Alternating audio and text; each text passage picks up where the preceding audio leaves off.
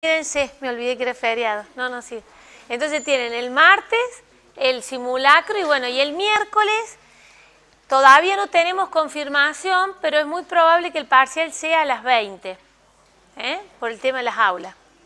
Así que después le vamos a confirmar bien las aulas y la distribución y el horario, pero es muy probable que sea a las 20 horas. Recuerden que el parcial es práctico, tiene 3 preguntas teóricas conceptuales y práctico, y después el que aprueba con nota 6 o más tiene la opción de ir a la promoción en el cual le vamos a evaluar teórico, oral. La promoción es teórica, oral. ¿Está claro? Y después le vamos a confirmar la fecha. O sea, generalmente a lo sumo a la semana siguiente o a los 10 días. Después les confirmamos bien la fecha. Bueno. Vamos a ver el tema de la unidad 1. Y después, bueno, si nos queda tiempo, hacemos una consulta o repaso general de la 2.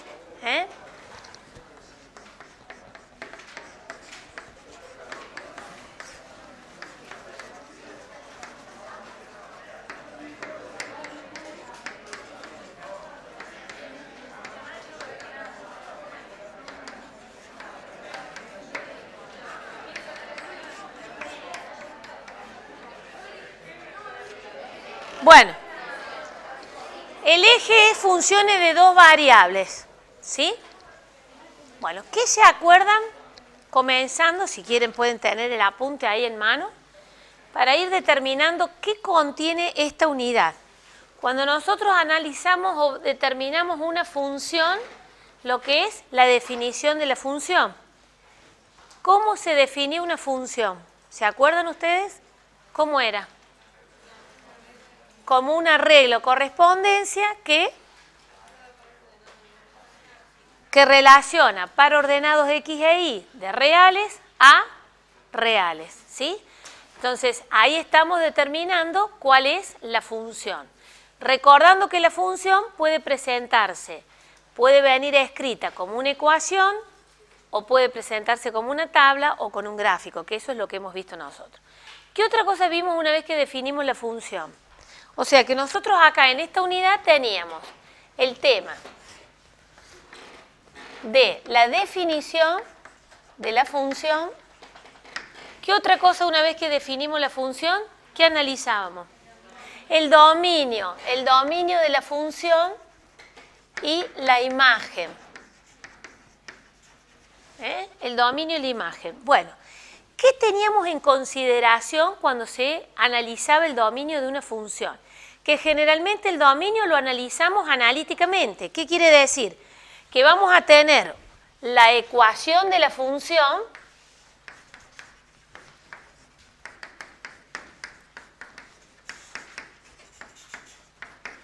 vamos a tener una ecuación de la función y vamos a determinar el dominio, ¿sí? ¿Qué consideraciones teníamos en cuenta para determinar el dominio de la función? Si es una ecuación, recuerden que para analizar el dominio tienen que tener en cuenta cuál es la operación principal que define la función, porque eso le va a dar la restricción propia del dominio de la función. ¿Está claro? Después, si es una función que tiene una aplicación o un problema económico o un problema de la realidad, tendré que tener en cuenta el contexto en que se ubica esa función. Si es una función de producción, una función de costo y estamos analizando dominio, tendremos que tener en cuenta que tanto precio como cantidad no pueden ser negativos. Si fueran temperaturas podrían tomar valores negativos o positivos. Si hablamos de precio o de cantidades no podemos decir que asumen valores infinitos. O sea, toda esa restricción propia del contexto la tenemos en cuenta cuando analizamos el dominio, ¿sí? O específicamente que el análisis del dominio se reduzca a un determinado intervalo de valores. Por ejemplo, decimos, bueno, queremos determinar cuál es el dominio de la función para valores reales comprendidos entre este valor y este, o para un intervalo de valores determinado. ¿Está claro? ¿Sí? Bueno, entonces, por ejemplo, en este caso, ¿qué consideraciones haríamos para buscar el dominio de la función? La operación principal es suma y resta. ¿Qué restricción tiene en el campo los reales? Ninguna. Entonces, ¿cómo escribiríamos el dominio de esta función? Los pares, el par X e Y que pertenece a ¿quién? Muy bien, a R al cuadrado. Quiere decir que los valores que asume X son reales y los valores que asume Y son reales. Tenemos dos conjuntos de reales, por eso reales por reales. ¿Sí? ¿Y acá qué poníamos? Tal que... ¿Cómo? Tal que X pertenece a los reales. Bueno, ¿y hace falta que escriba esto? No, porque ya acá, miren, acá ya lo tienen. O sea, no está de más si ustedes ponen todo esto, ¿sí? Pero directamente acá ustedes tienen que el dominio son esos pares X e Y que pertenecen a los reales. Y ya está. Recuerden que la notación del dominio usamos la notación de conjuntos, de conjuntos. De intervalos de valores no lo usamos como lo hacíamos en análisis 1, porque las funciones son, o los dominios son más complicados para calcularlo. Ahora, por ejemplo, si les dijera, vamos a calcular un dominio, a ver.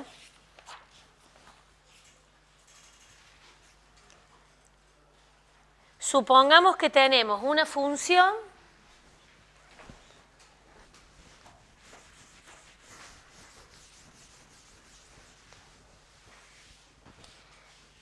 a ver, ¿dónde están los ejercicios? También yo me traje una guía vieja y no les quería usar los del práctico que ustedes tienen. Pero acá tenemos, por ejemplo, la función z igual a 3 por y por la raíz cuadrada de x por y. Vamos a ponerla así. No, vamos a hacer así. ¿Cuál sería el dominio de esa función? ¿Qué es lo que tengo que tener presente? ¿Cuál es la operación principal de esa función? ¿Cuál? Producto, producto. 3 por y por raíz, producto, muy bien. Dentro de ese producto, los factores, ¿cuál es el más importante para considerar? La raíz, muy bien. ¿Y qué tengo que considerar en la raíz? Que el x por y tiene que ser mayor o puede ser igual a 0, que sería el argumento, perdón, el radicando de esa raíz. ¿Está claro? ¿Qué hacemos acá? Despejamos una de las variables para expresar una variable en función de la otra. Si x, ¿cómo pasa x? Pasa dividiendo, por lo tanto esto me queda 0. ¿Y cómo escribiría entonces el dominio?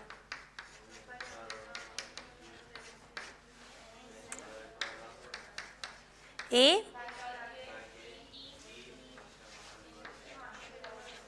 Perfecto. ¿Está claro? ¿Sí?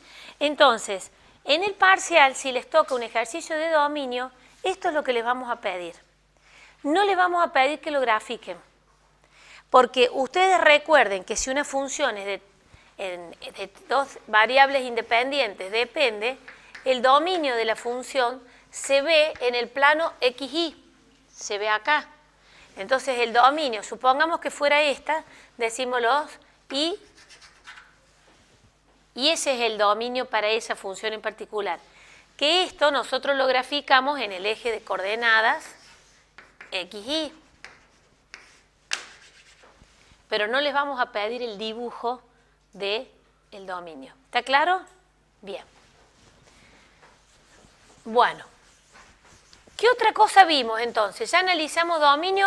La imagen de la función tampoco la trabajamos porque es bastante engorroso determinar la imagen de la función, a no ser de que sea una función como la que escribimos primero, que tenemos una suma como operación principal, por lo tanto la imagen también son todos los reales. ¿Sí? Bien. ¿Qué otra cosa vimos? Mejor dicho, ¿qué otro tema, no cosa? Dominio, imagen, dentro de... Después analizamos lo que son las gráficas de la función. ¿Sí?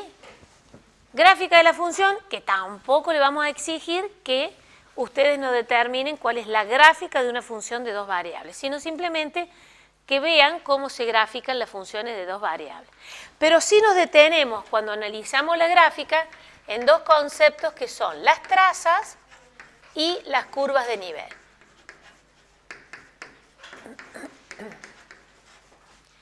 Bueno, ¿qué determinamos por traza? Exactamente, es la gráfica de una función cuando una de las variables asume un valor constante. ¿Está claro? Entonces, ¿qué puede suceder? Que en el parcial, por ejemplo, no, esta es una curva de nivel. Supongamos que me dan una función cualquiera. Las funciones para determinar las trazas tampoco van a ser muy complicadas, pero supongamos que tenemos una función x cuadrado más x por y.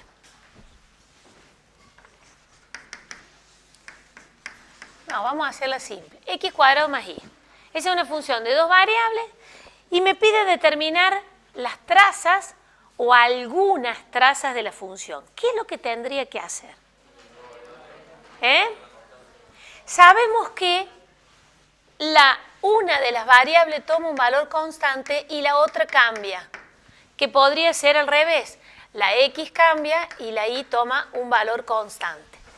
Si no me lo dan específicamente el valor de la variable, me dicen, bueno, busca una traza para cuando x toma siempre el valor 2 y tenemos que buscarla algunas de las trazas de la función, o cuando y toma el valor constante 3 y la x cambia.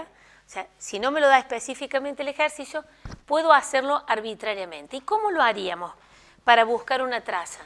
Lo primero que hacemos, porque para que nos resulte más fácil todas las cuentas, ¿qué sería? Despejar una de las variables, ¿o no? ¿Cómo lo han hecho en el práctico? ¿Han hecho el práctico de traza ustedes? ¿Sí? ¿Cómo lo hicieron? Por ejemplo, decimos, bueno, cuando x toma el valor constante 2. Entonces, si x toma el valor constante 2, ¿qué sería? 2 al cuadrado más, ¿qué valor le damos ahí? Le tenemos que empezar a dar valores ahí. ¿Qué le da los valores? Por ejemplo, le damos el valor 0. Entonces, quiere decir que la z vale 4. Por lo tanto, para este punto, tenemos que en el gráfico vamos a marcar para x2, para la y0 y la z4. ¿Sí? ¿Qué otro punto vamos a tomar? Por ejemplo, la x sigue tomando el valor 2. La x sigue tomando el valor 2. La y vale 1. Entonces, me va a quedar z es igual a 2 al cuadrado más 1. Quiere decir que la z vale 5. Entonces, el otro punto que vamos a marcar es para la x2, para la y1 y para la z5. Y así sucesivamente. ¿Está claro? No le vamos a exigir que hagan el gráfico de la función en 3 dimensiones y que grafiquen la traza, sino simplemente es pedirle, por ejemplo, cuáles podrían ser los puntos que constituyen o que conforman la traza de la función si la x toma el valor constante 2. Entonces este sería un punto, este sería otro punto y ya está. ¿Está claro? ¿Sí? ¿Cómo? Claro, ahí está.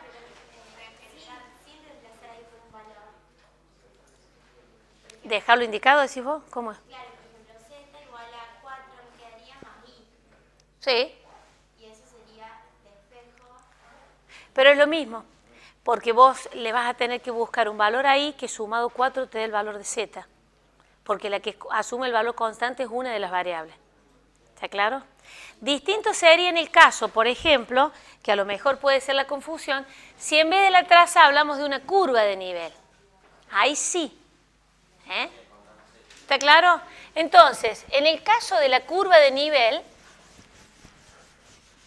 que acá, en la curva de nivel, ¿qué tienen que tener presente? Dos cosas.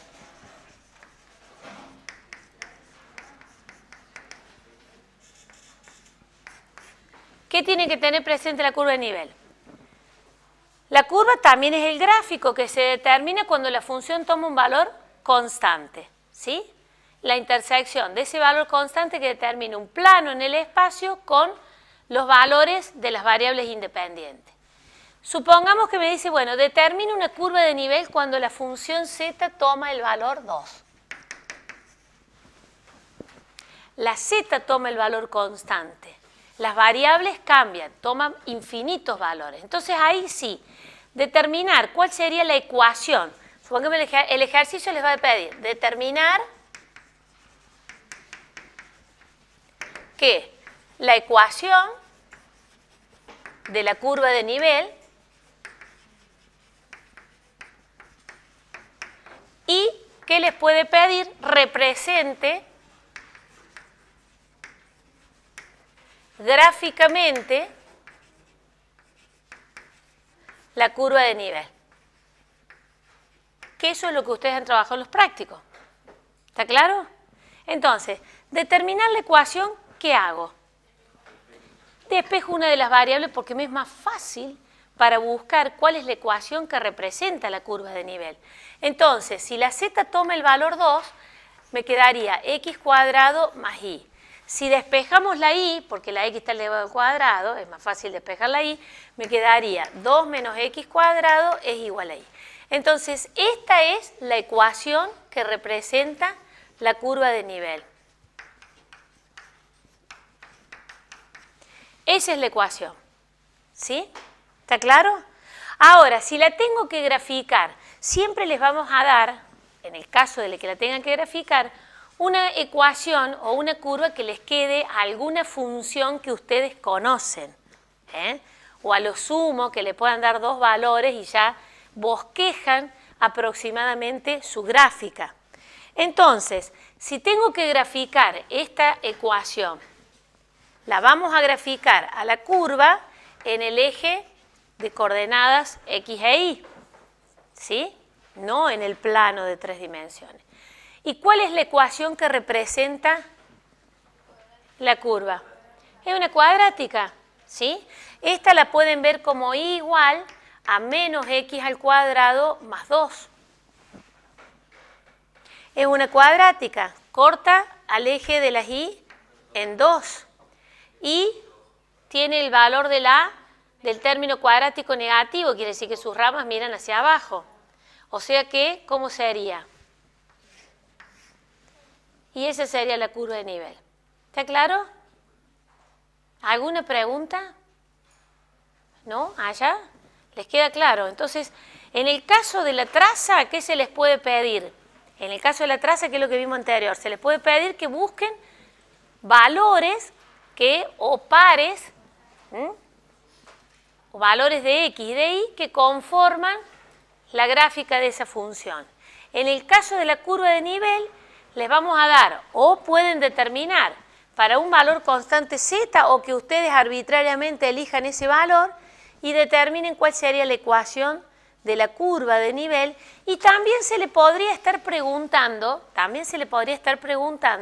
como que determine o dé ejemplo de valores de x y de y, o sea, de las variables independientes que pertenecen a la curva. Acá podríamos poner valores de x e y que pertenecen a la curva. Entonces, ¿cómo haríamos para buscar esos valores? Con un valor de x y un valor de y que esté sobre la curva. ¿Cómo haríamos para buscar, si yo les digo, bueno, a ver, denme algún par ordenado de x y de y que conforma o que pertenece a la curva? Claro, la terna, el valor de x, y después el valor de z. El valor de z siempre va a valer 2. Sabemos que el valor de z es constante y siempre vale 2. Entonces, ¿cómo hago para buscar el valor de x e y? Acá. Reemplazo acá o puedo reemplazar acá. Es lo mismo. Si z siempre vale 2, dándole un valor a x y un valor a y, que la suma me dé 2. Y es más fácil a lo mejor acá también.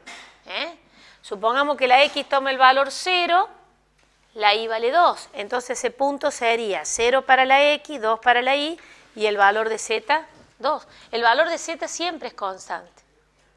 ¿Está claro eso? O sea que son distintas cuestiones que se les puede estar pidiendo.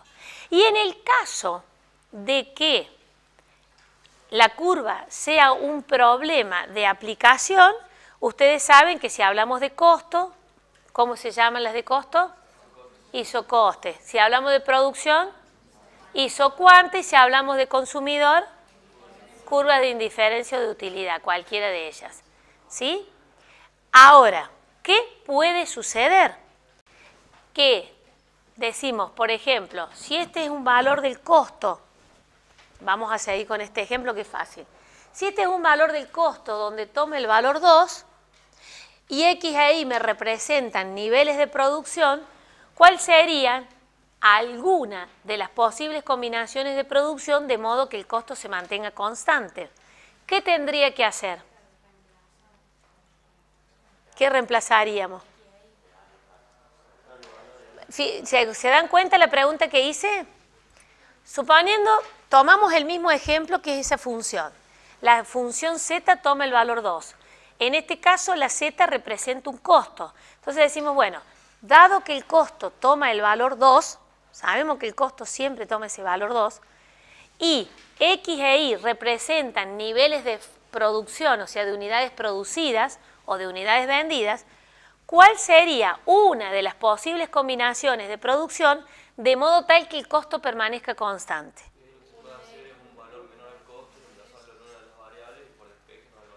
O sea, lo que hicimos acá, que nosotros dijimos, bueno, ¿cuáles serían las posibles combinaciones o valores de X y de Y que hacen que la función tome el valor 2? Es lo mismo. Acá estaría diciendo, no produzco nada de X, 2 unidades de Y, me da un costo de 2. ¿Se dan cuenta? Si X toma el valor, por ejemplo, 3, esto me quedaría, no, bueno, no, sería negativo, ahí tendría que ver el dominio, no sería justo el ejemplo este, porque fíjense acá que, bueno, si X toma el valor 3, acá me quedaría 3 al cuadrado 9, y esto con el signo menos me queda menos 9, más 2, menos 7, no podría estar hablando de unidades producidas, o sea que tendría que estar excluyendo en este caso estos valores negativos y quedarme solamente entre este valor y el punto de corte. Bueno, no va a ser tan complicada la cosa así, pero ¿se dan cuenta? Entonces ahí tendrían una restricción propia del problema, del dominio. ¿Para qué valores estaría definido? Solamente voy a tomar los positivos porque los negativos no podría estar hablando de cantidad negativa.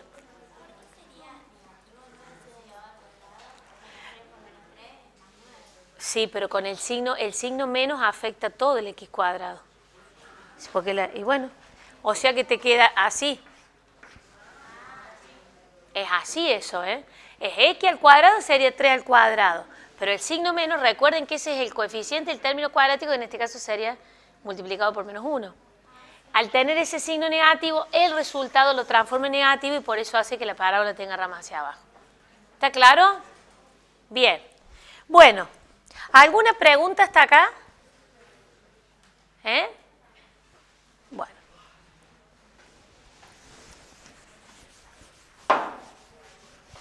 ¿Qué otra cosa vimos después de las curvas de nivel?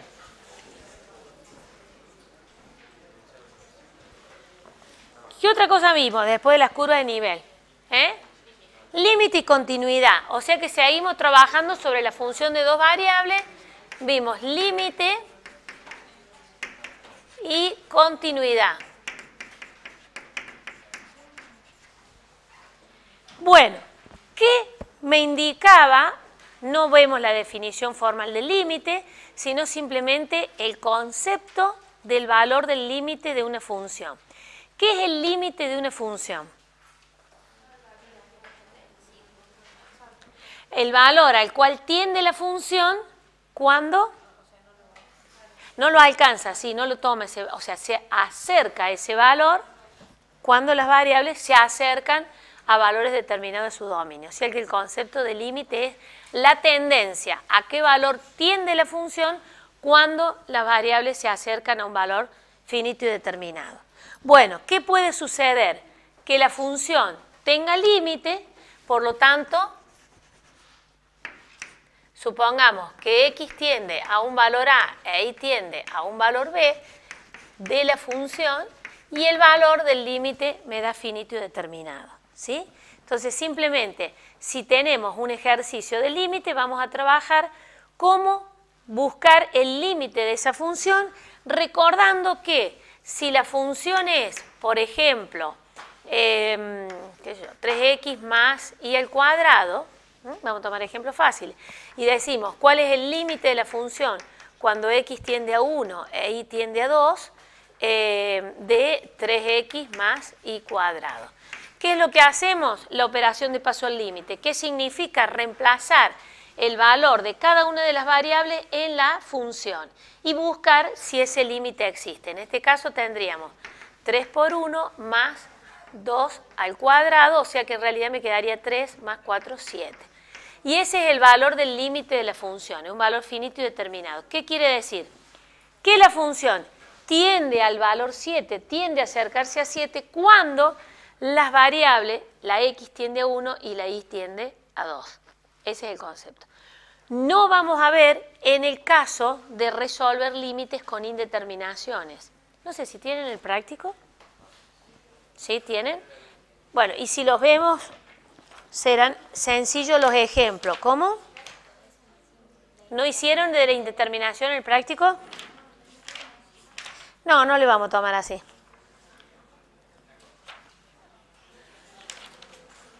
¿Por qué?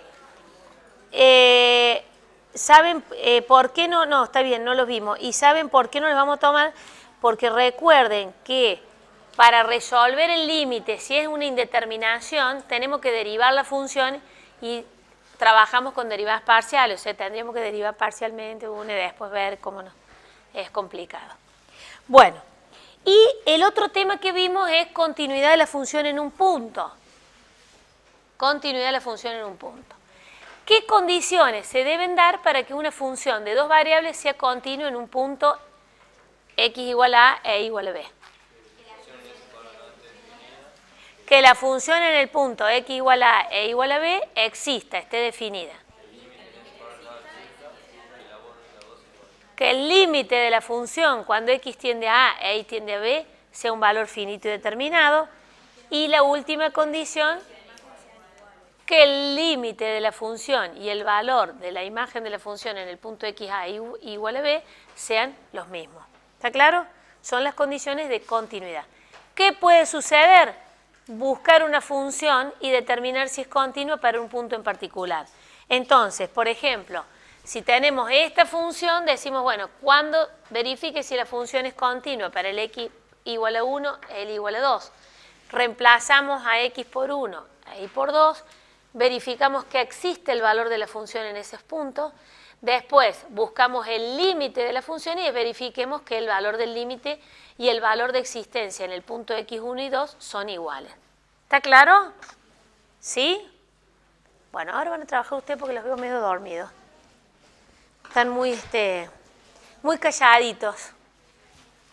Bueno, ¿qué otro tema vemos ahora? Que es el tema que nos compete en general. Derivadas. Muy bien. Derivadas.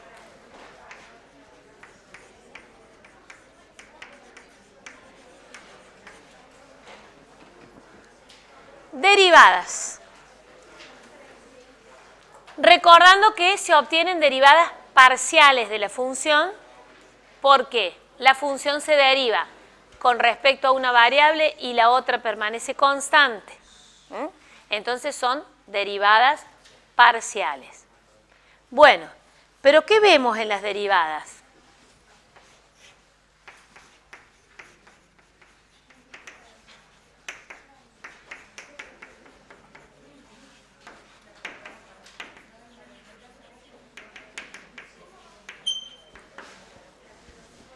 La definición de derivada es una pregunta teórica.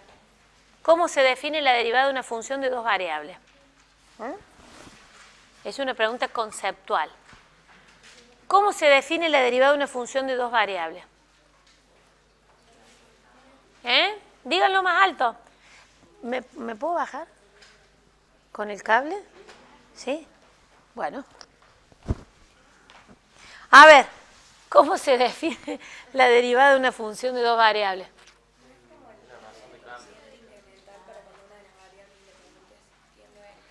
Bien, si decimos la definición es el límite del cociente incremental cuando el incremento de la variable tiende a 0 mientras la otra permanece constante. O sea, supongamos que decimos, bueno, fíjense ustedes, ahí lo tienen. decimos, bueno, la X cambia y la Y permanece constante. Entonces, la derivada la definimos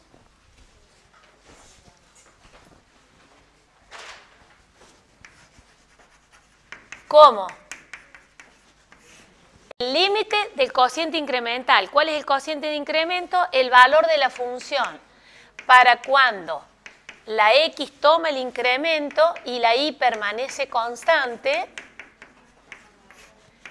con respecto al incremento de la variable X, en este caso. Entonces, el límite del cociente incremental cuando el incremento de la variable tiende a 0. En este caso, la variable X es la que cambia, la Y permanece constante. ¿Y eso qué me da? Me da la derivada parcial de la función con respecto a la variable X. Esa es una de las tantas simbologías que ustedes pueden usar. Entonces, cuando hablamos de la definición, nos vamos a la lectura de esa expresión. ¿Está claro? Si derivamos parcialmente con respecto a la Y, será el límite del cociente incremental cuando la función cambia para un valor de Y la X permanece constante. Y en este caso obtenemos la derivada parcial de la Z con respecto a la variable Y. O sea que son derivadas parciales. ¿Está claro? Si la función admite derivadas, podemos derivarlas sucesivamente. ¿Qué quiere decir? Que podemos obtener derivadas de distinto orden. Si la derivamos por segunda vez, obtenemos la derivada de segundo orden. Si derivamos por tercera vez, la derivada de tercer orden, y así sucesivamente. ¿Está claro? Bien, ahora, si hablamos de la interpretación geométrica, que no le vamos a hacer graficar en el eje de 3 dimensiones la función e interpretar geométricamente la derivada, pero sí le podemos preguntar cómo se interpreta geométricamente la derivada. Esa es otra pregunta conceptual. O sea, vayan tomando nota. ¿Cómo se interpreta geométricamente la derivada?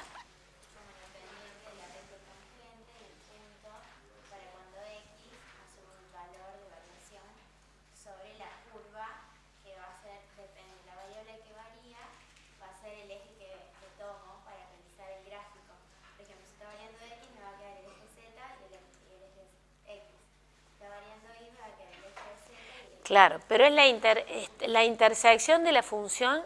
Sabemos que una variable permanece constante. Supongamos, decimos, bueno, la Y permanece constante, vamos a buscar o interpretar geométricamente la derivada con respecto a la variable X. Bueno, pero es la intersección de la curva ¿con quién? ¿Con quién? Por ahí dijeron. Con el plano. Con el plano, en este caso, Y igual a B. O sea, la intersección de la función con el plano se interceptan para un punto en particular X, Y y Z. La tangente se traza por ese punto. ¿No es la intersección de la recta tangente entonces? No, la recta es tangente a la curva y a la intersección de la curva con el plano. La recta quiere decir que si es tangente, toca a la función en un solo punto. En este caso será el punto X, Y y Z. ¿Está claro? Donde se intercepta la recta con la curva y el plano, esa recta tangente determinada por su pendiente es el valor de la derivada de la función de dos variables en un plano de 3 dimensiones. ¿Está claro? O sea, ustedes tienen la función, ¿sí? Esto no se lo vamos a pedir que ustedes lo grafiquen, pero sí que nosotros en la 1, miren la relación, en la 1, si teníamos una función de dos variables, por ejemplo así, y decíamos, bueno, a ver, ¿cuál es la derivada de la función en este punto X sub 0? ¿Qué hacíamos? Interpretarlo geométricamente. Trazábamos la recta tangente. Si la recta es tangente, hace tangencia, se toca con la curva en un punto. ¿En qué punto se toca en este caso? En el punto X sub 0 e Y sub 0. Ahí es tangente, eso quiere decir que sea tangente, ¿está claro? Entonces decíamos, ¿cómo se interpreta geométricamente la derivada de la función f de x, en este caso? cómo se interpreta la derivada de la función f de x en el punto x sub 0, y sub 0. Geométricamente es la pendiente de la recta tangente a la curva en el punto x0, y sub 0. ¿Está claro? Bien. Ahora, en el caso de una función de 3 dimensiones, supongamos que mantenemos constante la y, ¿sí? Entonces la y toma un valor b. Si la y toma un valor b, este valor constante determina un plano, o sea, como si nosotros, si acá decimos, bueno, este es el eje, acá tenemos el eje y el eje x y este el eje z. Al tomar un valor constante de y, ¿qué se hace? Se correría este valor, mejor dicho, este plano de la y acá, para un valor b en particular. Entonces, la intersección de la curva y el plano me determina, en un punto en particular cualquiera, que sería un valor x0, y0, y b, y z sub 0, la pendiente de esas rectas tangentes me determinan el valor de la derivada de la función de dos variables para cuando la variable y permanece constante y la x cambia. ¿Se dan cuenta que el concepto es el mismo? Nada más que acá, ¿qué tenemos que ver? La intersección de la curva con el plano, donde se interceptan para ese punto en particular, trazamos las rectas tangentes. ¿Está claro? Entonces, interpretación geométrica de la derivada, pregunta conceptual. No le vamos a hacer el gráfico para que ustedes interpreten geométricamente la derivada de la función en el gráfico. ¿Sí? ¿Sí o no? ¿Está claro entonces? Bien. Bueno, ¿qué otra cosa vemos con las derivadas? Cuando la función admite derivadas, acá vemos las derivadas sucesivas. Y en las derivadas sucesivas analizamos las derivadas que nos interesan, las cruzadas. Ahí analizamos y nos interesan las derivadas cruzadas. ¿Está claro? ¿Sí o no? Bien.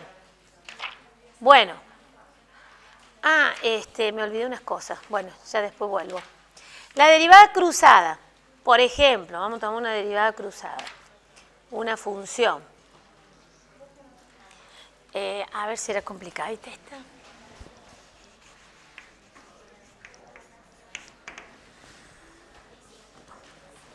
De todos modos, también las derivadas que tengan para realizar y verificar que las cruzadas sean iguales, no van a ser tan complicadas las expresiones, porque no queremos que se pierdan en las cuentas.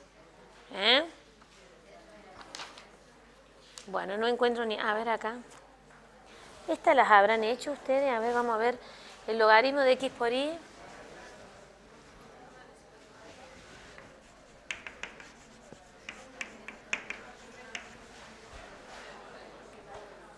¿Esta le suena? ¿Más coseno? ¿Le suena esto? ¿Al logaritmo natural de x por y más coseno? En el práctico, digo, ¿le suena o no? Bueno, no importa. Vamos a buscar las derivadas cruzadas y verificar. Vamos a buscar las derivadas cruzadas de segundo orden y verificar que son iguales. ¿Sí? Entonces, tenemos buscar las derivadas de segundo orden y verificar que las cruzadas sean iguales. Esa sería una de las consignas. Bueno, ¿cómo vamos a derivar? La simbología que ustedes quieran es la que más les guste para utilizarla. ¿Quieren utilizar la derivada de la función z con respecto a x para buscar la primera? Así vamos a la segunda. La derivada de la función f con respecto a x, o la derivada parcial de z con respecto a x, o la derivada parcial de la función xy con respecto a x. Todas esas son válidas, ustedes eligen la que más les gusta. ¿Está claro? ¿Sí? Bien. Bueno, ¿cuál será la derivada con respecto a x? Quiere decir que la y permanece constante. Voy a derivar esta función. ¿Sí? ¿Qué tengo? Una suma. Una suma. La operación principal es una suma.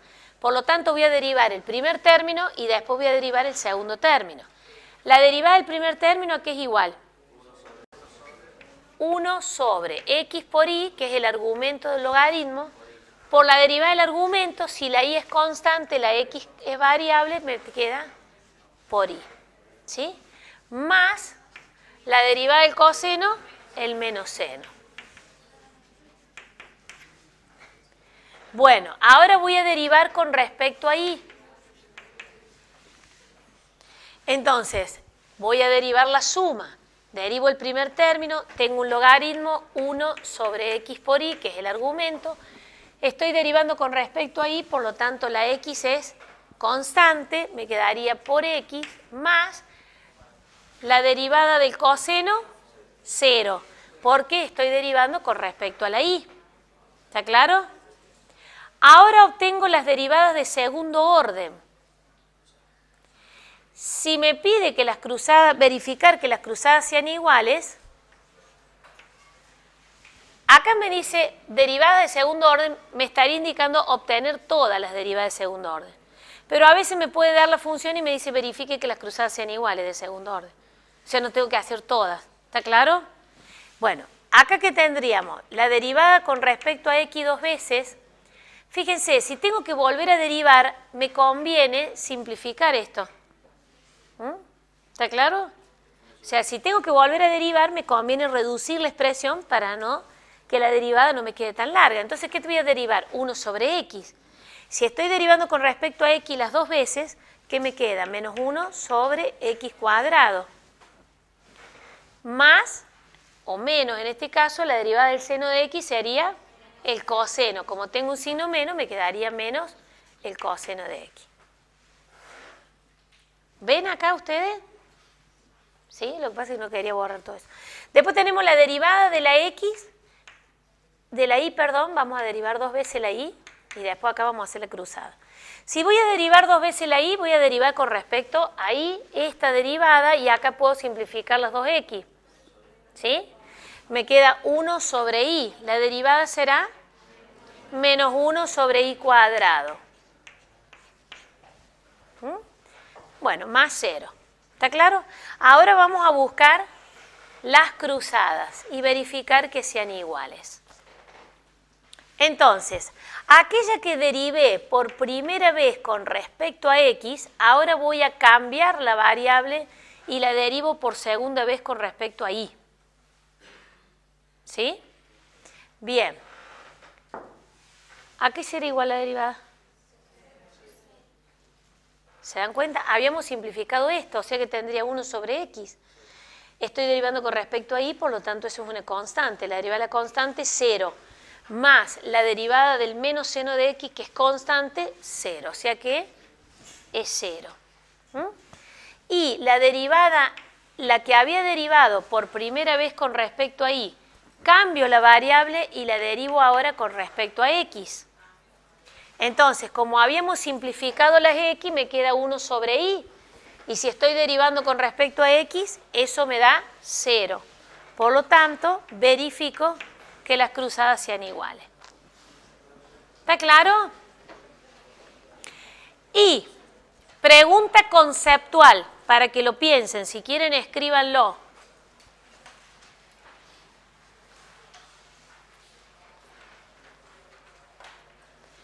Dada la derivada de tercer orden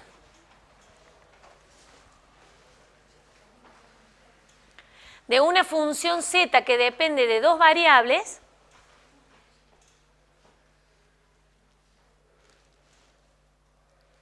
determinar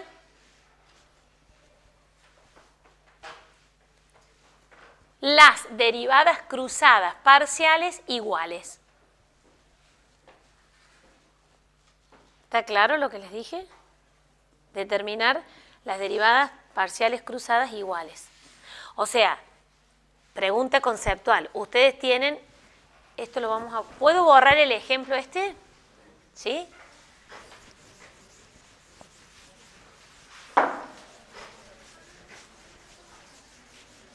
Ustedes tienen una función z cualquiera.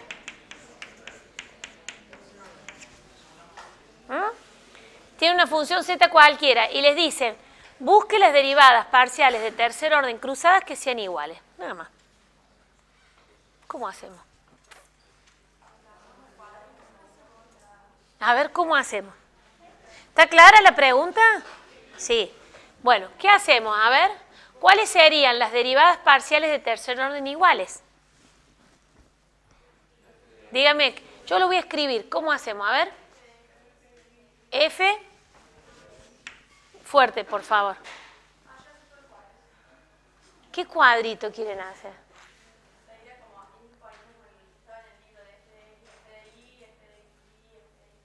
Ah, bueno, si usted quiere hacer todo ese cuadro, no hay problema, pero no le hace falta hacer todo ese cuadro. Ustedes tienen que ir jugando con los subíndices, ¿sí? ¿Se dan cuenta? En vez de, está bien, si ustedes responden la pregunta a lo que hace referencia a ellas, haciendo el cuadro que tienen en el teórico, donde parten de la derivada de primer orden, la derivada de segundo orden y llegan a la derivada de tercer orden. ¿Está claro? No, si lo hacen, está bien. Están respondiendo, nada más que eligieron un camino más largo. Pero yo les digo, ¿cuáles serían las cruzadas de tercer orden que son iguales? Ustedes tienen que ir jugando con los subíndices. Entonces, ¿qué tienen acá? X, X, Y. O sea que tienen la derivada de tercer orden, donde 2 veces la derivaron con respecto a X y una con respecto a Y. ¿Esa a qué va a ser igual?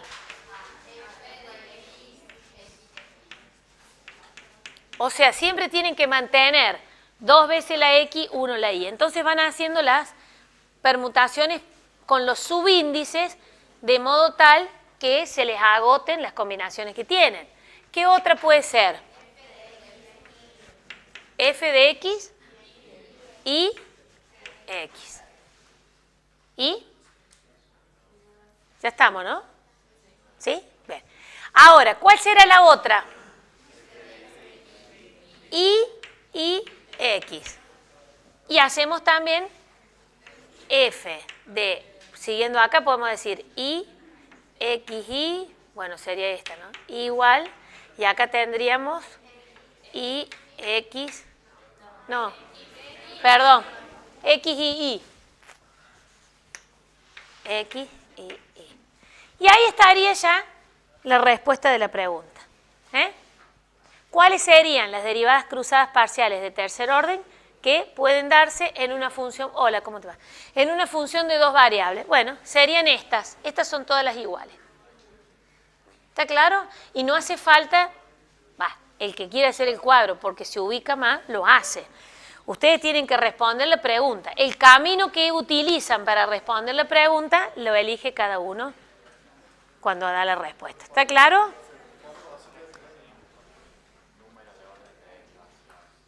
Bueno, esa es otra pregunta. Eso apunta a, ahora fíjense lo que les voy a preguntar. En una función de 2 variables, ¿cuántos resultados distintos de derivadas parciales se pueden obtener? Perdón, ¿de tercer orden les dije ya? ¿Pero les dije de tercer orden la derivada? Perdón, voy a reformular de nuevo. En una función de 2 variables, ¿cuántas derivadas parciales, cuántos resultados distintos de derivadas parciales de tercer orden se pueden obtener? 4. Ahí es donde ustedes dicen, si las derivadas parciales son de tercer orden, el orden de derivación es 3, voy a obtener una cantidad de resultados de modo tal que al orden le sumo 1, en este caso voy a obtener 4 resultados distintos. ¿Y cuáles serían? Ya que estamos con el ejemplo de la derivada de tercer orden, estas son las cruzadas que se consideran, acá tengo un resultado y otro resultado, lo que me estaría faltando sería la derivada de tercer orden con respecto a la variable X las 3 veces y la derivada de tercer orden con respecto a la Y las 3 veces. Entonces, ¿cuántos resultados distintos obtenemos? 1, 2, 3 y 4. Siempre un valor más que el orden de derivación. Si tenemos la derivada de quinto orden, podemos obtener 6 resultados distintos, y así. Esta regla se da solamente para cuando la función depende de 2 variables, porque si la función es de 3 variables, se le va a dar no se les da esta regla así de manera lineal, sino que es exponencial lo que se va a ir dando. Pero nosotros trabajamos en este caso con las funciones de 2 variables. ¿Está claro? ¿Sí? Bien. ¿Qué otra cosa veíamos cuando analizábamos las derivadas? Sí, pero antes de eso, está bien, es la interpretación económica, y después veíamos dentro del tema de derivadas algunas derivadas que se aplican o que se obtienen de algunas funciones con características determinadas, como funciones, habíamos visto funciones homogéneas, y de la aplicación de las funciones homogéneas veíamos el teorema de Euler.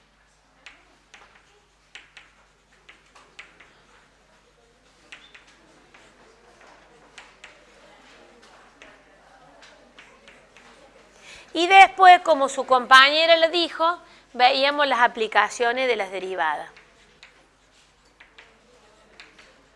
Y dentro de las aplicaciones veíamos la aplicación de marginalidad, no sé si lo alcanzan a ver ustedes ahí, marginalidad, también podíamos ver diferencial, o diferencial también lo vemos acá, después teníamos elasticidad, y la otra es la búsqueda de los extremos, que también es una aplicación de las derivadas. Y ahí se nos terminó la unidad. ¿Está claro? Vamos a verlo ahora en detalle. Entonces, dentro de las derivadas tenemos lo que es el teorema de Euler, que incluye las derivadas parciales. Pero para poder analizar y determinar el teorema de Euler, previo vimos el concepto de funciones homogéneas. ¿Sí?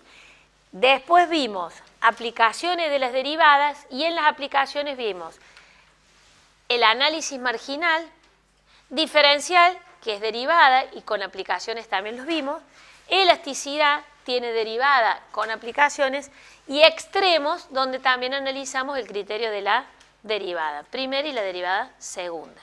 ¿Está claro? Y ahí se terminan todos los temas de la unidad 1. Nos quedaría entonces ahora ver en este repaso el teorema de Euler y funciones homogéneas.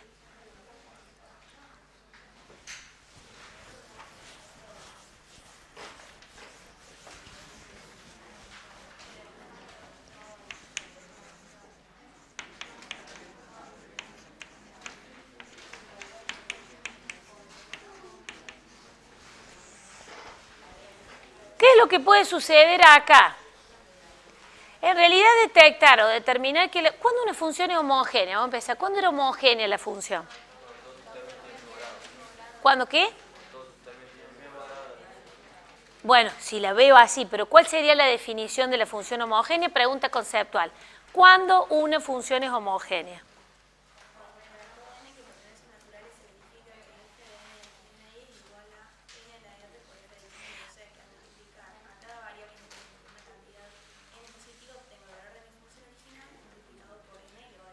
Una potencia, muy bien. De todos modos, sí, preguntando así en conceptos generales, ¿cuándo una función es homogénea? Si para cambios proporcionales de la función función también sufre o se determinan cambios proporcionales. O sea, ¿qué quiere decir? Estoy cambiando las variables, la función también cambia. Ese sería el concepto general o la idea general de la función homogénea. No todas las funciones son homogéneas. Ahora, para definir realmente la función homogénea, cuando le damos cambios a las variables con un valor n positivo, un valor que pertenece a los reales positivos, se verifica en la función un cambio que determina una potencia de ese valor n, y donde el exponente de ese valor n determina el grado de homogeneidad de la función, donde el exponente puede tomar cualquier valor real.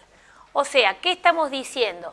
Que esta función es homogénea si le damos o asignamos cambios en las variables y en la función se verifica un cambio que resulta una potencia de ese valor n. En este caso, el n es positivo y el r pertenece a los reales, siendo el r el grado de homogeneidad de esa función. ¿Está claro? Ese sería el concepto general de lo que es la función homogénea. Si me dan un ejercicio, ¿cómo verifico si la función es homogénea? Lo que decía acá el compañero, que veo los exponentes en los términos de la función y tengo que determinar si pueden ser iguales. No quiere decir que sea correcto lo que estamos haciendo de sumar exponentes cuando las variables son distintas, pero nos da una idea de si la función es homogénea o no. Eso ya nos da una idea. ¿En qué consiste el proceso para determinar si la función es homogénea? ¿Qué teníamos que hacer? Buscar el grado de homogeneidad. A ver dónde tenemos un ejemplo acá.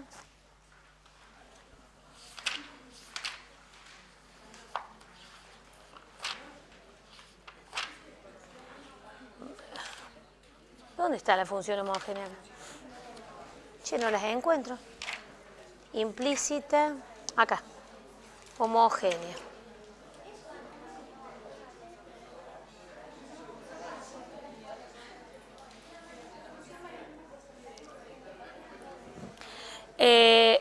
F de aquí igual x cuarta y cuarta sobre n.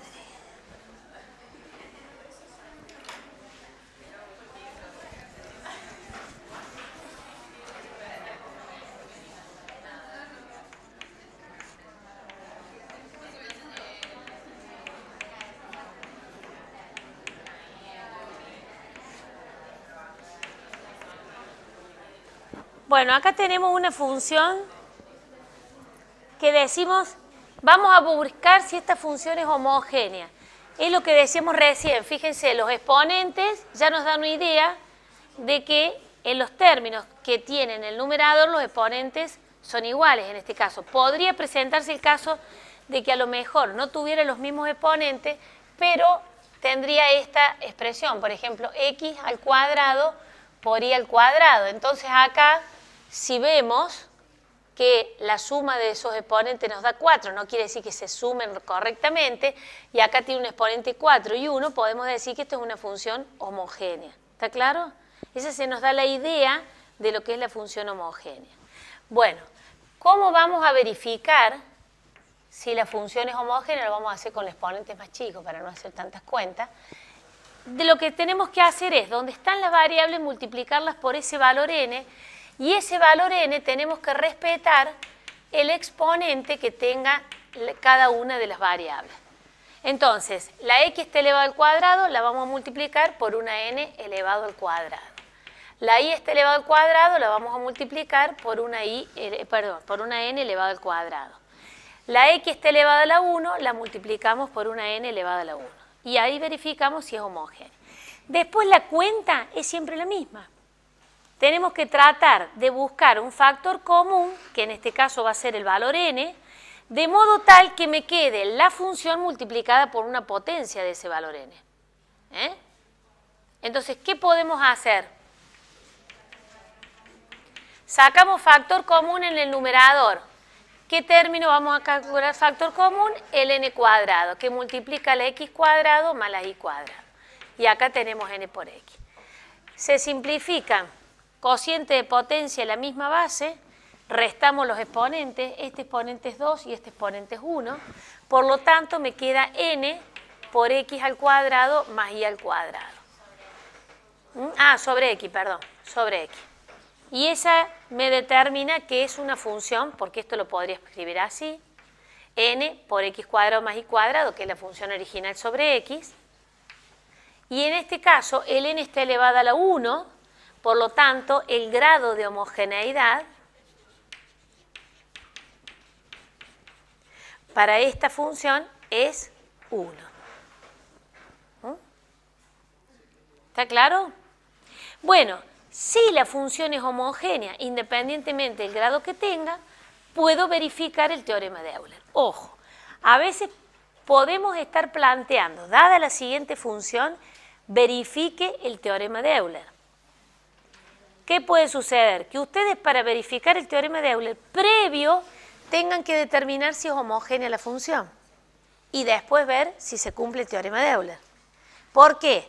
Es un error muy común que ustedes cuando les dicen, dada la función, verifique el teorema de Euler, la función no es homogénea y le aplican el teorema de Euler y están 3 horas para poder resolver y llegar a verificar el teorema. O el ejercicio puede decir, dada la siguiente función homogénea, verifique el teorema. Ahí no hace falta que verifique la homogeneidad de la función, porque seguramente me va a decir, dada la función homogénea de grado tanto, verifique el teorema. Entonces, directamente lo que tengo que hacer es aplicar el teorema. ¿Está claro? Entonces hay que tener cuidado en la consigna, leer bien las consignas para ver qué es lo que les pide. Bueno, si tuviéramos que verificar el teorema de Euler, en este caso particular, la función es homogénea de grado 1. ¿Sí? Entonces, ¿qué me quedaría? No sé cómo lo han trabajado en los prácticos. Que R por la función original es igual a, en este caso, el teorema, fíjense, la derivada parcial de la función con respecto a x más la derivada parcial de la función con respecto a y. Eso es lo que tengo que verificar, ¿sí? El grado de homogeneidad de la función es 1. ¿Cómo era la función? Que no me acuerdo, x cuadrado más y cuadrado. Sobre x, ¿no? Eso me tiene que quedar. ¿Sí? La derivada parcial de la función con respecto a x. Voy a derivar un cociente. Derivo el numerador, 2x más 0 por el denominador sin derivar. Menos. Derivo, no, estoy haciendo, no, me confundí. La estoy cambiando la función. Sí, podría ser, pero tengo que verificar el teorema. Está bien, ella me dice si lo simplifico. No lo podemos simplificar por ahora, pero lo pueden hacer. Perdón, vamos de nuevo. Estoy derivando con respecto a x. Derivo con respecto a x, por lo tanto, lo que no es x es constante. Voy a derivar un cociente con respecto a x. Entonces me queda la derivada del primer término es 2x, más el y al cuadrado es 0, por el denominador sin derivar. Ahí estaba bien. Menos este sin derivar, que sería x cuadrado más y cuadrado, por la derivada del denominador, que es 1, sobre el denominador al cuadrado. Por x, me va a faltar pizarro, pero no quedaría. ¿Se anima a ir haciéndolo ustedes, así yo no borro tanto? Chicos. Derivo con respecto a y, y ahora me quedaría x cuadrado más y cuadrado por 1 sobre y cuadrado. Todo esto por y. ¿Me siguen, no? Bueno, esto lo vamos a poner igual, pero sabemos que llevamos a esta función por el tema del pizarrón. Y acá, fíjense, esto es una resta. Por lo tanto, la x multiplica a ese término y multiplica a ese otro término. ¿Está claro? Bueno, ¿qué me queda? 2x al cubo menos x al cubo más y cuadrado x. ¿A dónde me equivoqué? No, este es por x. Estoy aplicando la fórmula, Acá. 2x. Por eso, 2x, pero es por esta sin derivar. Entonces me queda x cuadrado. Menos este sin derivar por la derivada de x, que es 1. Todo este corchete es la derivada parcial con respecto a x. Por x. Estoy aplicando el teorema directamente de una. ¿Se dan cuenta? ¿Está claro? Bien. Entonces, ahora tratando de resumir un poco. Acá tengo x por x cuadrado sería 2x al cubo. Este por este. ¿A dónde 2x al cubo? No, no, este por este. Pero aquí no es solamente 2x. ¿Cómo? Me falta el sobre x cuadrado acá, ¿eh? Arriba, o sea, donde dice 2x al cubo, arriba. Al cuadrado, digo. Sí. Porque estoy derivando x cuadrado. Derivo x cuadrado es 2 por x. Por el denominador sin derivar. Entonces me queda x cuadrado.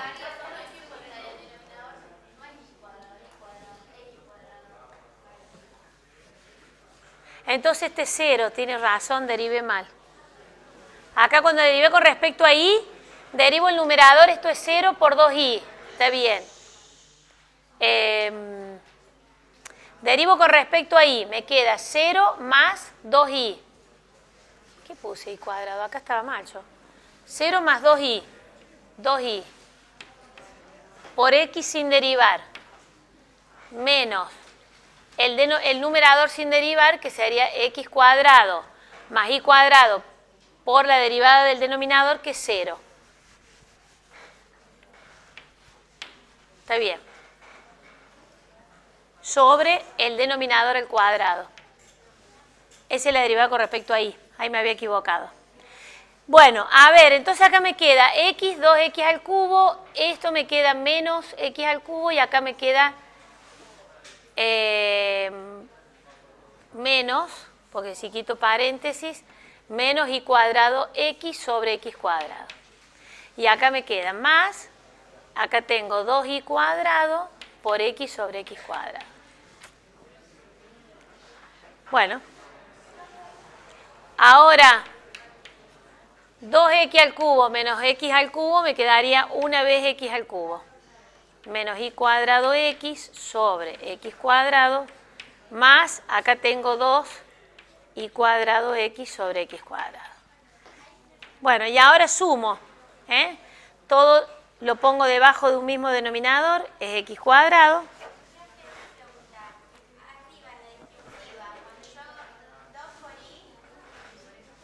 Nada más. Por y cuadrado. No, esto es producto.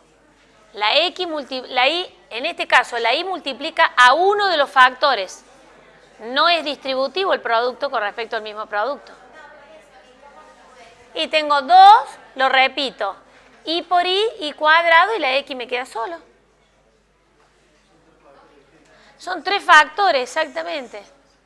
No se distribuye con respecto al producto. Si yo tuviera, por ejemplo, a más b por y, sí haría la distributiva. Mira, sí haría la distributiva. Es distributivo con respecto a la suma.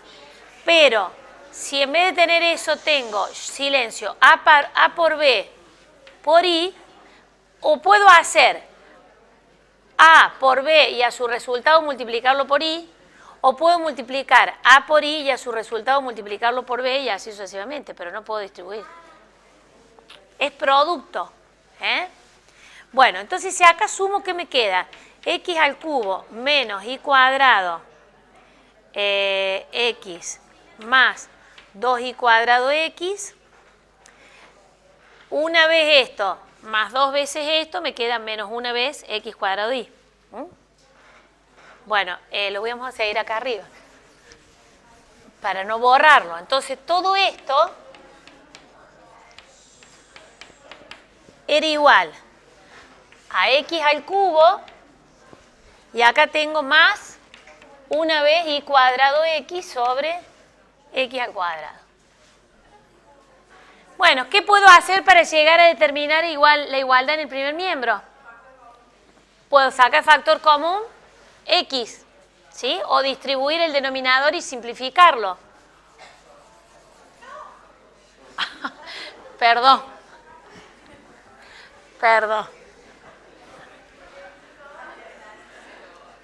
Ya está. Ya pasó.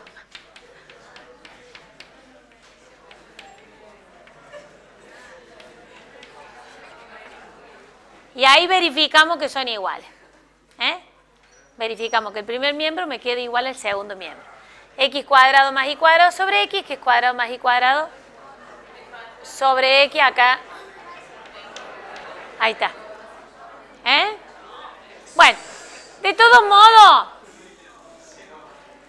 el teorema de Euler, si se llega a tomar en el examen, van a ser un ejercicio muy cortito y que les dé. No tan complicado. ¿Está claro?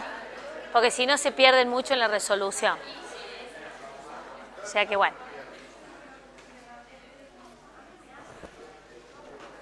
Bueno, entonces vimos teorema de Euler, función homogénea.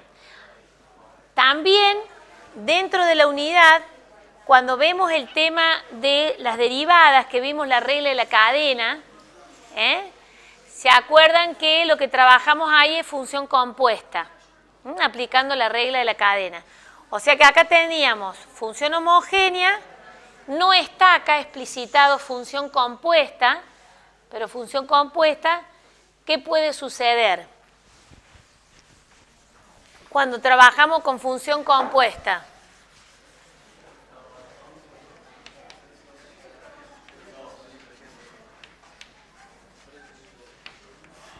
¿Qué puede suceder cuando trabajamos con una función que sea compuesta? Que el ejercicio me dé específicamente una función que dé, por ejemplo, una función z que es igual a u por b, donde u es una función de x, vamos a dar un ejemplo directamente, u es el logaritmo natural de x y b resulta ser, qué sé yo, x al cuadrado. Entonces, ahí tenemos que aplicar la regla de la cadena para poder derivar la función z con respecto a la variable x. ¿Qué quiere decir? Que vamos a derivar z con respecto a u y b y después vamos a derivar u y b con respecto a x. Entonces, vamos a derivar z con respecto a u por la derivada de u con respecto a x y le vamos a sumar la derivada parcial de z con respecto a b por la derivada de b con respecto a x. Y ahí obtenemos la derivada de la función con respecto a x. O sea, la z la derivamos con respecto a x pasando por las variables u y b. Entonces puede suceder que el ejercicio se presente de esta forma y ya me indica a qué valor o qué igualdad corresponde a u y a b. ¿Está claro? Y hacemos la derivada. O puede suceder que el ejercicio se presente así,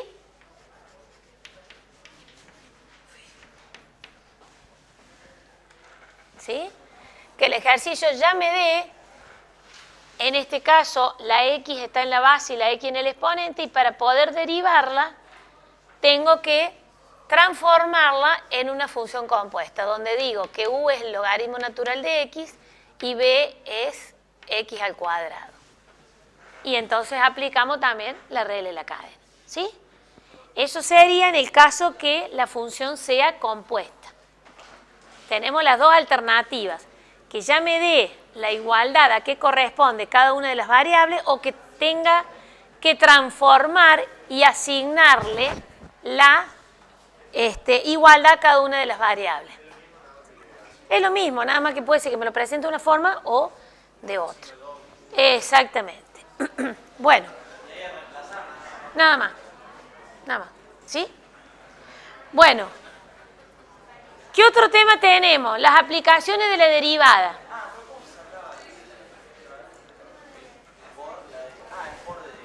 Esto es por, sí, claro. Acá derivo z con respecto a u, lo que pasa es que para eso tengo que hacer esto. Entonces, derivo z con respecto a u. Acá. Después, la derivada de u con respecto a x. Más la derivada de z con respecto a b por la derivada de b con respecto a x. Esa es la regla de la cadena. ¿Está claro eso?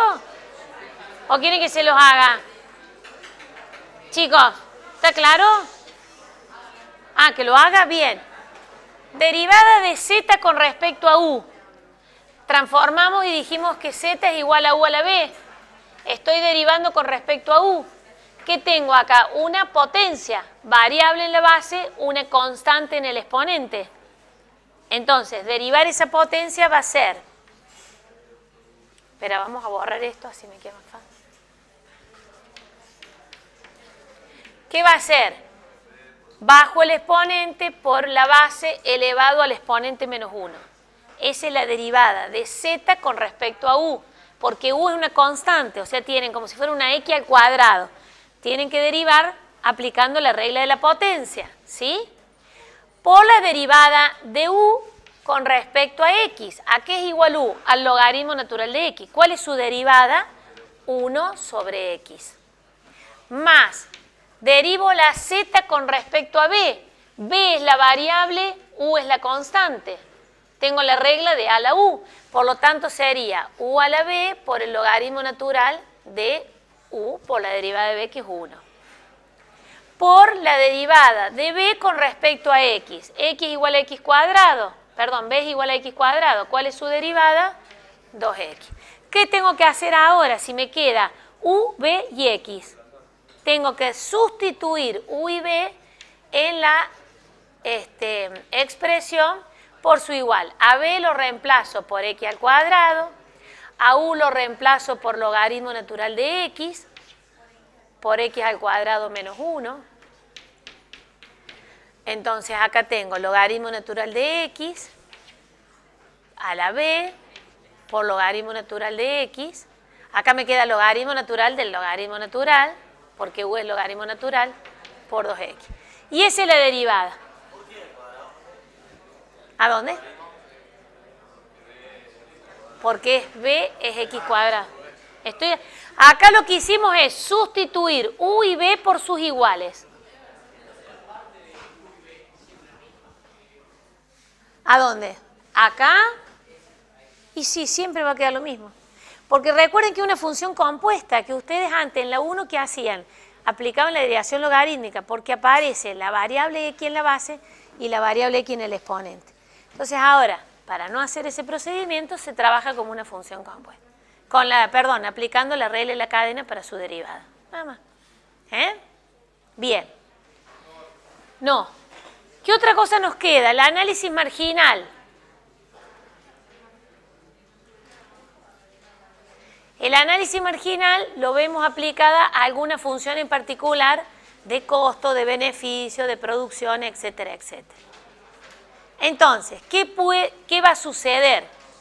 Cuando le den un ejercicio y le pida determinar cuál es el análisis, o mejor dicho, determinar la marginalidad de la función, lo que sí siempre me van a dar el nivel que asume cada una de las variables.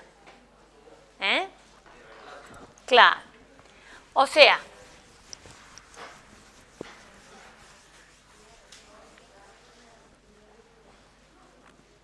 por ejemplo, ¿dónde está la marginalidad acá?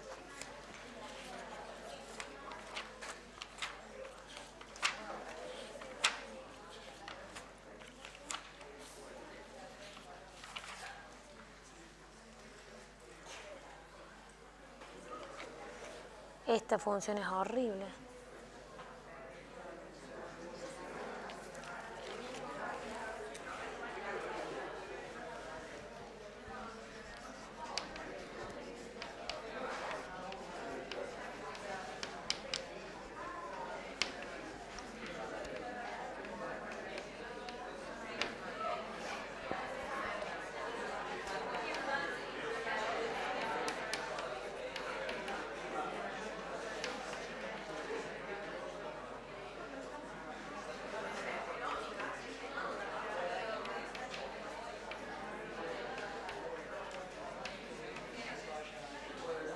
Supongamos, tenemos una función de costos conjuntos. Dada esa función, C, depende de la variable x y y, representa una función de costos conjuntos. Donde x tiene un nivel de producción para x igual a 40 y para y igual a 60. ¿Sí? Bueno, dice, determina el costo marginal que señala el nivel de producción cuando una de las variables, vamos a dar, no dice acá, pero bueno, vamos a suponer cuando la X cambia en una unidad. Puede que me diga el ejercicio, determina cuál será el costo marginal de esa función costo total cuando la X cambia una unidad, o me puede directamente pedir, utilice el análisis marginal para esta función de costo conjunto cuando la variable X cambia. O sea, sabemos que la variable X cambia en una unidad. Entonces, ¿qué tenemos que hacer? Buscar la derivada parcial de la función de costo con respecto a la variable que cambia, ya que la otra permanece constante. En este caso, si la que cambia es X, vamos a buscar la derivada parcial con respecto a la variable X. ¿Y a qué es igual su derivada? Esto es un producto, ¿no? Bueno, derivo el primer factor, la derivada de X es 1, por el segundo sin derivar, más el primer factor sin derivar por la derivada del segundo factor, que voy a derivar la raíz, por lo tanto, muy bien, por la derivada de lo que tengo del radicando, que como es una suma, la derivada de x1 más la derivada de y es 0, más la derivada de la constante, 0. Ese me representa el costo marginal de la función de costo total. ¿Está claro? Ahora, ¿cuánto es el costo marginal? ¿Cuál es el valor que toma ese costo? Lo que tenemos que hacer es reemplazar a X y a Y por sus valores. Los valores que nos dan sería a X por 40, a Y por 60, más...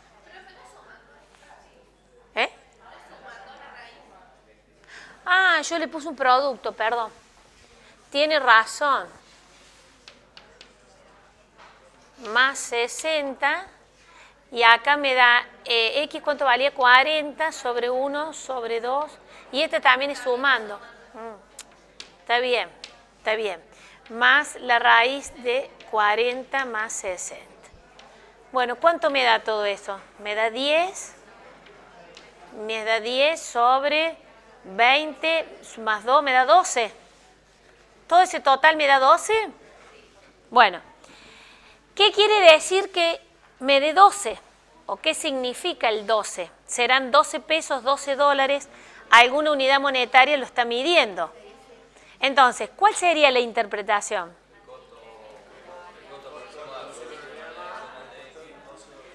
Al producir una unidad más de la variable X, el costo aumenta en 12 pesos por la unidad. O sea que esa unidad adicional nos cuesta 12 pesos o 12 dólares. ¿Está claro? Esa es la interpretación económica del costo marginal para en este caso particular. Pero ojo, el error que se comete es que reemplazo a X por 41, porque la X si cambia en una unidad, la X más el delta X pasa a 40 más 1. Entonces, el error común es que lo reemplace por 41. Pero ustedes recuerden ¿qué pasa si actualmente estoy produciendo 40 unidades de X y 60 unidades de Y, si aumento una unidad adicional? Entonces, el qué pasa si sería aproximar esa variación con el costo marginal. Si me pediría cuál es la variación real del costo conjunto, del costo total, cuando se aumenta una unidad de la variable X, ahí tendría que calcular ¿qué? La variación real de la función. O sea que, ¿qué significaría esa variación real de la función? Ya no sería el análisis marginal, sino que sería calcular esto, el incremento absoluto de la función. Será evaluar el costo en 41 para X, 60 para Y, y restarle el valor del costo en 40 para X y 60 para Y. Que en realidad si es una unidad me va a dar a lo mejor un valor aproximado. ¿Está claro? Bien. Ya terminamos. Diferencial. El diferencial, que es la suma de las derivadas parciales de la función con respecto a cada una de las variables multiplicado por las variaciones de las variables, en este caso se obtiene, si fuera un ejercicio de aplicación, supongamos que seguimos con la función de costo total. Decimos, bueno, ¿cómo cambiaría el costo si se produce una variación, ya sea en más o en menos, de cada una de las variables, generalmente pequeña? Entonces, ¿cómo cambiaría la función de costo? Que no me acuerdo cuál era, x por x más y. ¿Cómo cambiaría esa función si se produce una variación, por ejemplo, de 0,1 para x y una variación de 0,2 para la y?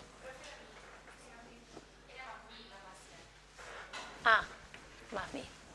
Entonces, acá que me está dando el dato, me está diciendo que las dos variables cambian al mismo tiempo. Entonces tenemos que buscar cuál es la variación total de la función cuando esas variables cambian. ¿Qué voy a usar? El diferencial. Cuando esas variaciones son pequeñas, el diferencial de la función es una buena aproximación de la variación absoluta de la función. Si no me tengo, si estas variaciones son mayores o son grandes, tengo que ir directamente a la variación absoluta de la función. Entonces ahí lo que nosotros hacemos es buscar el diferencial total de la función, recordando que es la derivada de la función de costo con respecto a x por el diferencial de la variable x más la derivada de la función de costo con respecto a y por el diferencial de la variable y. ¿Está claro? Bueno, esperen antes que se vayan. Una de las aplicaciones que vemos son los extremos. Porque está la elasticidad, pero la elasticidad se las dejo porque ya creo que ya la conocen bastante. Los extremos. ¿Qué puede suceder cuando analizamos los extremos? Que la función tenga condición o no tenga condición. Pero las condiciones que se deben cumplir o verificar para la búsqueda de extremos son siempre la misma. El criterio de la primera derivada y el criterio de la segunda derivada. Con la derivada primera, ¿qué buscamos? Los puntos críticos. O sea que si la función tiene condición o no tiene condición, lo que nosotros hacemos es la búsqueda de los puntos críticos.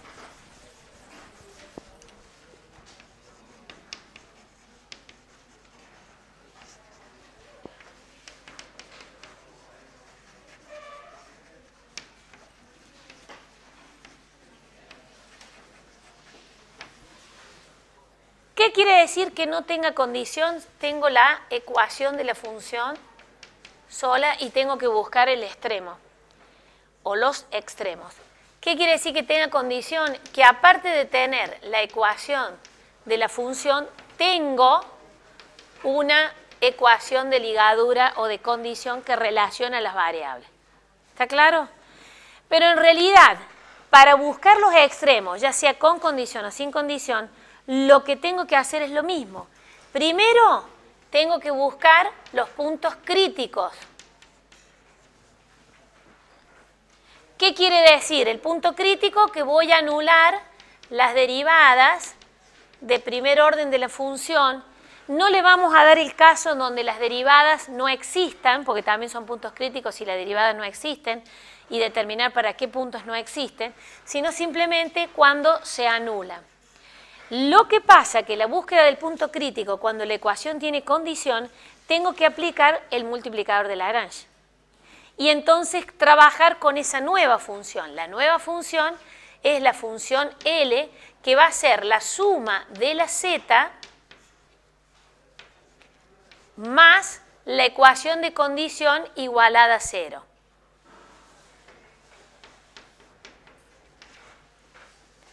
Entonces lo que vamos a buscar como punto crítico son las derivadas parciales de primer orden de esa función que construimos, que se llama función L o lagrangiana, sí. Ay, me faltó el lambda, perdón. ¿Eso me decís? Sí, me faltó el lambda acá. Lambda por G de XY. Eso va a ser. Eso es, para cualquiera de los dos, lo primero que tengo que hacer, buscar el punto crítico de primer orden. ¿Cómo se busca? Anulando las derivadas parciales de primer orden. ¿Sí? Y después, lo otro es buscar o trabajar con el signo de la derivada segunda. ¿Cuál es el signo de la derivada segunda? ¿Qué tengo que hacer? Construir el hessiano. El hessiano es el producto de las derivadas de segundo orden menos la cruzada al cuadrado. Y en este caso voy a trabajar con la función L, con esa nueva función que construí. Por lo tanto, el hessiano va a ser el producto de las derivadas de segundo orden menos la cruzada al cuadrado. O sea que las condiciones son iguales para cualquiera de las dos. Es mejor dicho, las condiciones son siempre las mismas, es la única. ¿Y qué puede suceder ahora? Depende si trabajo con función, búsqueda de extremos sin condición o si trabajo con condición. ¿Qué puede suceder si estamos trabajando con la búsqueda de extremos para una función que no tiene condición? Bueno, ahora sí le voy a borrar esto.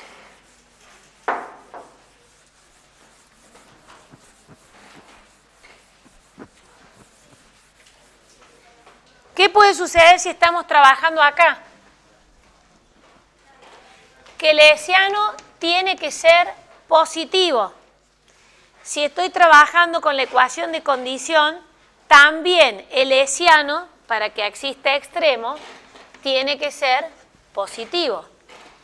Y si es positivo, me está indicando que existen extremos. Y para determinar si son mínimos o máximos, tendré que evaluar los signos de las derivadas segundas. Lo mismo acá, tendré que evaluar los signos de las derivadas segundas. Si son positivos, quiere decir que hay un mínimo, si son negativos, hay un máximo. ¿Está claro? Entonces, si estoy en este caso, la búsqueda de extremos sin condición, y el hessiano me da menor a 0, ahí me indica que para ese punto donde se anularon las derivadas parciales de primer orden, existe lo que se llama el punto de silla. O sea que no hay extremo ni máximo ni mínimo, porque depende de dónde me ubique, veo un máximo o veo un mínimo. ¿Está claro? Y si es igual a 0, este criterio no concluye. A diferencia de si trabajamos con una ecuación de condición y multiplicadores de Lagrange, si el hessiano es menor o igual a 0, tengo que verificar que el diferencial segundo de la función sea distinto de 0. Tengo que buscarle el diferencial segundo a esta función que construimos y verificar que sea distinto de 0. Si esto ocurre, me voy a ver el signo de los diferenciales segundos de la función con respecto a cada una de las, el signo del diferencial. El signo del diferencial. Si el signo del diferencial es positivo, me da la existencia de un mínimo. Si es negativo, me da la existencia de un máximo. ¿Está claro? Bueno, lamento no poder haber trabajado con elasticidad y que